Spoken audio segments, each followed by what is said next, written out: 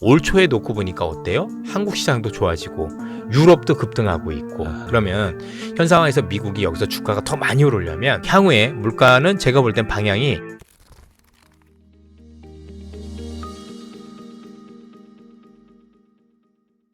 그리고 지난번에 출연하셨을 때 노르웨이 국부 펀드가 중국 테크 기업을 산다. 이거 검토하고 있다. 그 말씀을 전해주셨잖아요. 근데 이제 딥시크 공개된 이후에 중국 특히 이제 항생 테크 지수 같은 거 엄청 올랐습니다. 그리고 요즘에 또 항생 테크 뭐 이른바 ETF 같은 걸로 맞아요. 투자 관심 갖는 분들 굉장히 많다 하더라고요. 지금 시점에서 접근하는 건 어떻게 생각하세요? 만약에 미국이 지금 많은 투자자분들이 지금 미국으로 가신 가장 큰 이유가 어쨌든 AI의 가장 큰 핵심은 미국이 아니겠느냐라고 가신 거거든요. 그러면 우리가 딥시크를 통해서 확인할 수 있었던 거는 미국만큼 중국도 기술력이 만만치 않구나라는 걸 보여준 거죠. 여전히. 그런데 그와 비교할 때 밸류에이션은 여전히 중국에 있는 기업들이 아주 많이 싼 거죠. 아직도 밸류에이션이 3분의 1 정도밖에 안 되니까. 그럼 일단 이렇게 전 생각이 들어요. 미국이 만약에 여전히 AI 관련주들이 계속 올라갈 수 있다라면 중국도 그 방향은 같다라고 생각을 해요. 같은 상황에서 미국의 기업들은 좋긴 하지만 일단 우리가 생각해도 최근에 조금 너무 비싼 거 아니야? 아니면 좀 너무 많이 오른 거 아니야? 부담이 있는데 중국 기업은 올랐어도 미국 기업이 그동안 AI 때문에 올랐던 그 주가 상승률과 비교해 보면 사실상 너무나도 차별이 크다라는 얘기죠. 그다음 우리가 이제 중국이라고 안 본 것도 있을 거고 여러 가지 정치적으로도 문제가 있겠지만 이제는 그런 어떤 부분들이 최소한 올해는 일어날 가능성이 낮다라는 점에서 왜냐하면 최근에 이제 시진핑 주석이 그 관련자들을 모아놓고 응원의 메시지를 보낸 거잖아요. 중국 그죠? 테크 기업들. 네. 그렇게 보면 그 응원의 메시지는 최소한 올해는 건드는 쪽보다는 뭔가 좀 이렇게 의지를 붙들어주는 쪽인 건데 올해는 채찍이 아니라 당근이다. 그렇죠. 심한 당근인 것 같아요. 왜냐하면 그러고 나서 알리바바의 마윈도 몇십조 투자하겠다고 얘기를 한 거 보니까 그러면 중국이 정책이 중요하다고 생각을 하면 일단은 밸류에이션도 싸지. 그런데 전체적으로 놓고 보면 미국 주식에 비해서는 별로 오른 건 많이 없어 보이지. 근데 기술력은 거의 비슷하다라고 얘기를 하지. 정부가 또 많이 밀어준다지. 그럼 사실 제가 보기에는 약간의 굴곡은 있겠지만 궁극적으로 올해를 놓고 봤었을 때 여러 가지 투자 대안 중에서 제가 볼 때는 정말 괜찮은 투자 대안이 아닌가라고 생각이 들어요. 그래서 저한테 굳이 뭐 한다라면 이쪽 저는 괜찮지 않을까라고 저는 개인적으로 그렇게 생각을 합니다. 요거는 또 이제 중국 다녀오시는 그 포인트 중에도 요런 게 있을까요? 그렇죠. 중국 특히 이제 테크 기업들 맞습니다. 이번 달은 아니지만 또 그 다음에 갈 때는 또 이제 북경에도 한번 가볼 건데 딥시크를 한번 가보려고요. 딥시크 회사를요? 섭외가 되나요? 제가 아는 분들이 그쪽 회사들하고 되게 연관이 많이 돼 있는 분들이 있더라고요. 일단은 우리 이제 그 관에 계시는 분들도 많이 있는 거고 모레에도 중국의 가장 큰 증권사 분들이 뭐 오신다라고 해서 한번 미팅도 한번 가질 예정인 건데 한번 손을 대보면 가는 건 그렇게 어려울 것 같진 않아요. 여기가 중관촌이라 그래서 북경대 앞에 보면 우리나라처럼 무슨 벤처밸리 같은 데가 있어요. 그쪽에 가면 여기가 있다라고 하는데 제가 아는 건물에 있는 것 같더라고요. 그래서 한번 해보고 건물까지도 다 아시고. 중요한 건 제가 간다고 그분들이 뭐 하는지는 모르지겠지만 어쨌든 일하는 분위기라 이런 것들 볼 수는 있을 거 아니에요. 그래도 한번 가보고 그래도 평가하는 게 굉장히 좀 중요하다고 생각을 합니다. 근데 이게 참 분위기가 묘한 게 중국의 지금 테크 기업들은 이제 엄청나게 뜨고 있는데 특히 이제 주가 측면에서도 그렇고 근데 미국의 M7은 좀 쉬어가고 있단 말이에요. 물론 이제 작년까지도 워낙 많이 올랐으니까 그런 요인은 있겠습니다만 최근 상대적으로 미국 M7이 부진한 이유는 좀 어떻게 봐야 될까요? 여러 가지가 있겠죠. 첫 번째로는 역시 많이 올랐다라는 거예요. 어쨌든 간에 최근에 팔란티어 같은 퍼 100까지 올랐는데 앞서 말씀드린 중국 애들은 이제 10몇 이렇거든요. 이 격차가 굉장히 큰데요. 일단 많이 올라서 문제인 거고요. 두 번째는 많이 오를 때 지난 연말에 과하게 올랐어요. 단기간에. 왜 과하게 올랐냐면 한국 분들이나 해외에 있는 많은 투자자분들이 이제는 미국장밖에 볼 데가 없어. 그래서 한국에서도 국장 다 버리고 그쪽으로 가면서 글로벌 역사상 가장 많은 자금이 단기간에 미국 시장으로 몰렸어요. 집중적으로. 그 미국에서 어떤 칼럼니스트가 그런 글 썼다 하더라고요. 한국 투자자들 왜 이렇게 몰려오느냐. 그러니까요. 여기가 이제 한국장이 된 것 같다 막 이런 식으로. 그럴 정도로 급하게 몰렸으니 그 몰린 자금들은 미국 주식의 밸류를 보고 사신 건 아니에요. 일단은 테슬라 사야 되지 않겠어? 아니면 M7 사야 되지 않겠어? 이런 식으로 엄청 해서 사셨기 때문에 올라온 건데 문제는 올 초 들어오면서 그 자금이 분산되기 시작을 했어요. 그러니까 지난 연말까지는 오로지 미국으로만 너무 많은 자금들이 들어갔고 그 자금들이 들어간 거는 당연히 미국의 AI가 좋은 것도 있었지만 트럼프 정책 자체가 오로지 미국한테 훨씬 더 유리하지 않겠느냐라는 어떤 기대도 담고 들어갔었던 건데 올 초에 놓고 보니까 어때요? 한국 시장도 좋아지고 유럽도 급등하고 있고 그렇죠? 미국 외지역이 급등하고 있으니까 들어가던 자금들이 분산되기 시작한 거예요. 그러면 현 상황에서 미국이 여기서 주가가 더 많이 오르려면 지난 연말에 들어왔던 것보다 더 많은 자금들이 뒤에서 받쳐줘야 되는데 그 자금의 흐름이 이제 역으로 들어온 거죠. 그게 데이터로도 확인이 되는데 유럽으로 아시아 쪽으로 자금들이 분산되는 모습들이 보이거든요. 그럼 더 이상 밀어줄 힘이 없다 보니까 차익 실현에 대한 욕구가 많이 커진 것들도 원인이 될 수 있다. 볼 수가 있겠고요. 두 번째는 여러분도 아시는 것처럼 4월 15일에 이제 세금 납부가 있어요. 그래서 많이 오른 것들에 대해서 일단은 일부는 좀 팔아서 세금을 크게 내고자 하는 미국은 1년에 세금 2번 크게 내는데 요때 굉장히 휘청이는 경우가 많아요.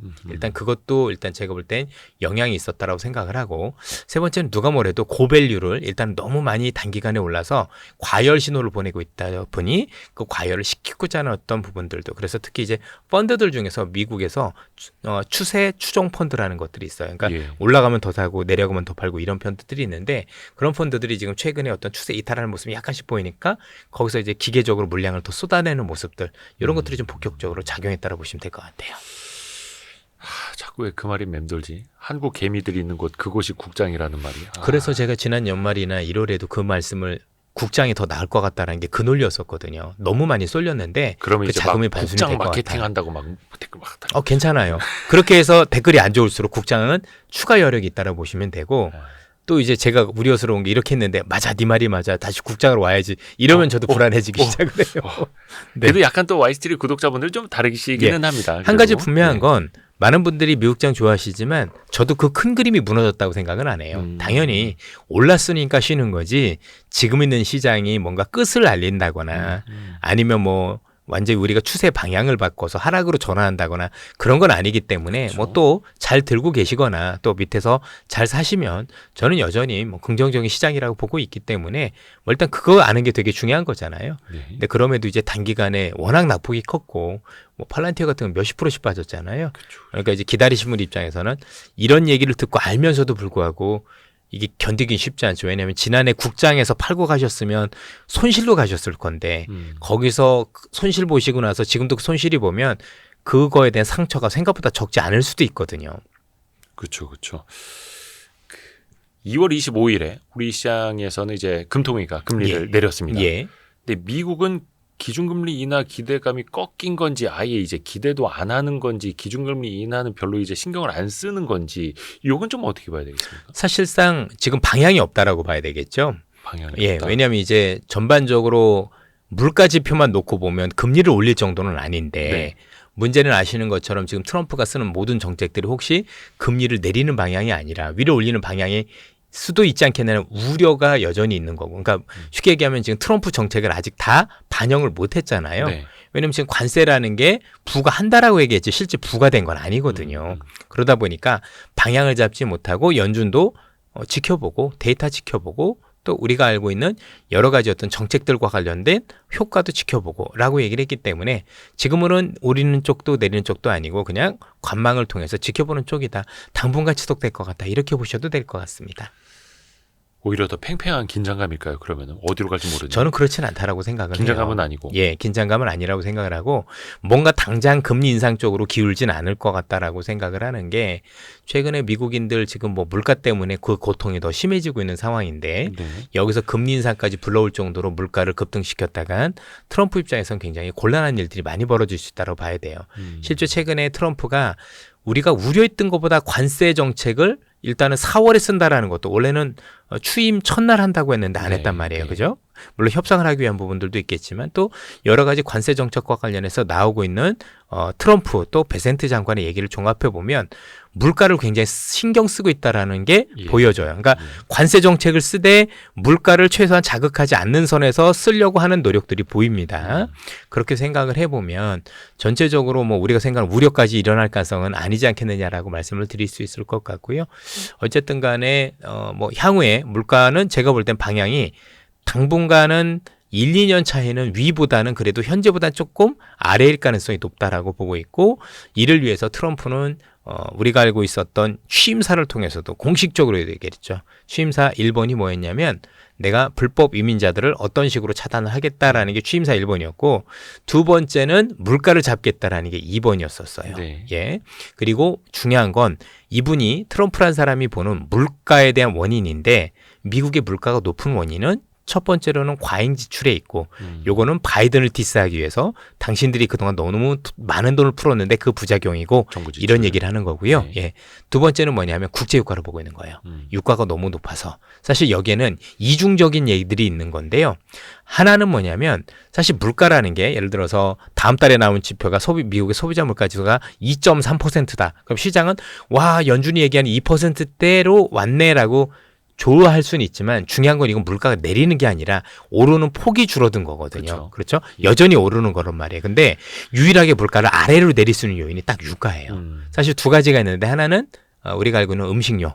근데 그건 날씨 영향이 있으니까 트럼프란 사람이 정책적으로 조절할 수 없는 거고, 두 번째는 유가거든요. 그래서 트럼프는요, 이렇게 말씀드릴게요. 트럼프가 가지고 있는 여러 가지 목적 중에서 일단 우리가 정치적 목적은 불법 이민자 차단, 경제적인 목적은 물가 하락, 네. 그다음에 산업적인 패권은 에너지 패권.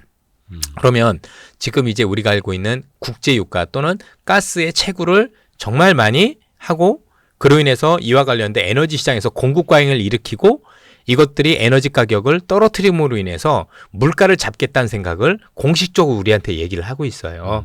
그래서 저는 이게 조만간 실행된다고 보고 있기 때문에 이를 감안하면 물가의 방향은 올해를 놓고 보면 위보다는 아래일 가능성이 사실은 조금 더 맞는 것 같다라고 말씀을 드릴 수가 있을 것 같습니다. 안 하면 안 돼요.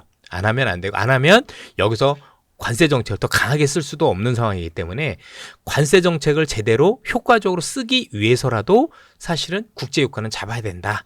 그래서 잡기 위해서 어떤 짓이든 할 것 같다. 이렇게 보셔도 될 것 같습니다.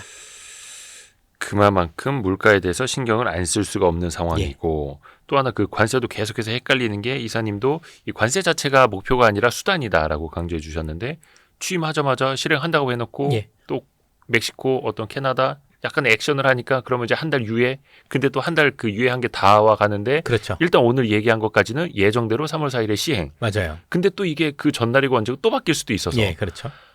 이거는 뭐 진짜 숨가쁘게 우리 또 이제 숨가쁘지만 분명한 건 4월에는 어떤 식으로도 부과가 될 거라는 거죠. 4월에는. 네, 왜냐면 지금 국가별로, 그러니까 멕시코나 캐나다한테 먹인 관세도 일단은 4월이고, 우리한테 얘기했었던 상호 관세라는 거, 그것도 지금 4월이고, 그다음에 종목별 관세죠. 품목별 관세. 그러니까 뭐 철강이라든가 자동차 이런 것도 4월이고. 그러니까 4월은 크든 작든 어떤 식으로도 한 번은 관세에 대한 피해를 우리가 보고 가야 되는 달이 될 수밖에 없다. 왜냐면 항상 말만 하면 저봐 또 뭐 협상하려고 그랬지, 역시 아니었어, 이럴 수 있기 때문에 최소한의 본보기는 보여줄 가능성이 높다라고 생각을 해요.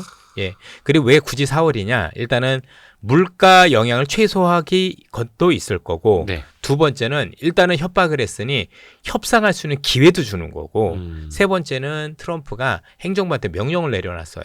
이게 보니까 우리 무역이 왜 이렇게 적자가 됐는지 제대로 된 원인을 내놔봐. 그리고 국가별로 왜 그런지에 대해서, 그리고 그 국가별로 어느 정도 관세를 부과하면 적당한지도 한번 자료를 내놔봐가 4월이거든요. 그래서 뭔가 구체성을 가지고 이제 상호관세 같은 경우 한국은 뭐 얼마, 한국은 어떤 품목이 얼마, 아니면 일본은 어떤 품목이 얼마, 이런 식으로 구체성을 가지고 하려는 게 4월이기 때문에, 그래서 일단 4월로 미룬 경우도 동시에 존재를 하거든요. 그러면 우리 입장에서 어쨌든 4월엔 어떤 식으로든 일단은 관세는 한 번은 제가 볼 때는 맞고 간다, 이렇게 보시는 게 적당해 보입니다. 그러니까 4월 시장이 만만치 않은 거죠, 우리 입장에선. 이게 철강 같은 경우에는 그래서 뭐 현대제철이 미국에 공장 건립하는 것도 뭐 이제 검토한다고 하고, 그거로 또 이제 트럼프는 자랑스럽게 본보기 예로 이야기하고 하는데, 사실 이제 철강 같은 경우는 솔직히 말하면 개인 투자자분들 어떤 관심권역에는 오랫동안 없었기 때문에. 근데 이제 이걸로 된 소리를 맞는 게 모르겠습니다. 이제 조선주 같은 경우에, 물론 이거는 국내 관세 이야기이긴 한데, 대한민국에 들어오는 중국산 철강 제품 반덤핑을 조사해 보니까 이거는 조금 반칙인데 해서 우리나라에서도 반덤핑 관세를 매기는 걸 이제 검토를 하고 있단 말이죠. 아직 확정은 아닙니다만. 그러면서 그 소식 이후에 조선주가 떨어졌습니다. 중국산 철강 좀 싸게 들여와서 했더니, 써야 되는데 네. 오히려 그러면 이제 생산 단가 올라가는 거 아니야?라는 우려는 어떻게 해석을 하세요? 있죠. 확실히 뭐 원자력 가격에 대한 부담이 없잖아 있는데 예. 지금 조선 같은 경우는 배가 없어서 아유 뭐 우리 도크도 다 차서 쉽지 않아라고 하는데도 오는 거기 때문에 거기와 관련된 어떤 그 원재료 오르는 부분을 우리 조선 업종이 흡수하기보다는 선사들한테 전가시킬 가능성이 높다라고 봐야 될 것 같아요. 뭐 그런 점들도 선사들도 알고 있을 거라고 생각을 하고 그러면 제가 볼 땐 부정적인 피해는 좀 제한될 가능성이 높지 않느냐. 뭐 최근에 지금 말씀 주셨지만 조선 업종과 관련해서 애널리스트 분들 간에서도 의견이 많이 엇갈리고 있고 어떤 분은 하선, 어떤 분은 재승선 뭐 얘기하시면서 되게 재밌는 얘기들이 많이 나와요. 중립 의견들이 좀 나오기는 해요. 예. 그런데 저희들 경험상 이 조선과 관련 애널리스트들 의견이 의견대로 같은 사례는 생각보다 많진 않았던 것 같아요. 뭐 그분들의 의견이 틀렸다라는 얘기는 아닌 것 같고요. 일단 그분들의 의견도 많이 나뉘고 있다는 얘기는 그분들도 사실 앞으로 주가를 전망하기가 잘 모르겠다라는 얘기가 될 수도 있는 거기 때문에 네. 뭐 현 상황에서 우리가 생각했던 것보다 더 많은 수주가 들어올 수 있는 환경이 된다라면 지금도 제가 볼 땐 더 올라갈 가능성이 높을 것이고 그게 아니라 우리가 알고 있는 정도가 거의 다라고 보면 일단 반영이 다 됐다라고 보는 게 합리적이지 않을까 싶습니다. 저는 일단은 반영이 다 됐다라기보다는 뭔가 우리가 생각했던 것보다 조금 더 수주의 가능성 열어두고 있는 편이긴 한데 뭐 그거야 뭐 시장이 나중에 판단을 해주겠죠.